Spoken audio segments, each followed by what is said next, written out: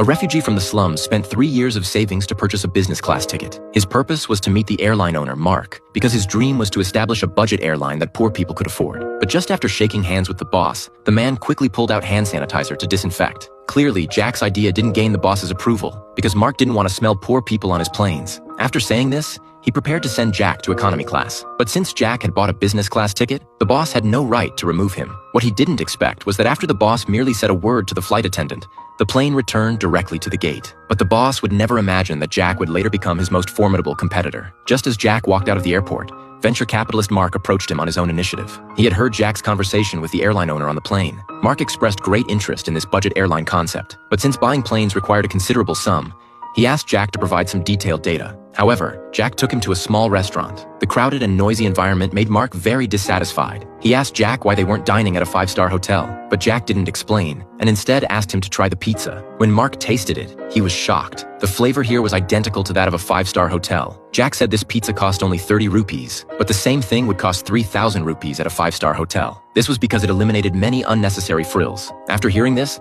Mark gave him an opportunity without hesitation. It turned out Jack was once an Indian Air Force member. One day, he suddenly received news that his father was critically ill. To go home and see his father one last time, his comrades pooled money for his plane ticket. But when Jack arrived at the ticket office, he discovered economy class tickets were sold out. The expensive business class was beyond his means. No matter how Jack explained, it was to no avail. To get home quickly, he even knelt on the ground begging people nearby. But even so, everyone in the hall turned a deaf ear. Left with no choice, he could only take a bus, transfer to a train, and finally switch to a motorcycle. But by the time he got home, it was already too late. Not being able to see his father one last time became Jack's lifelong regret.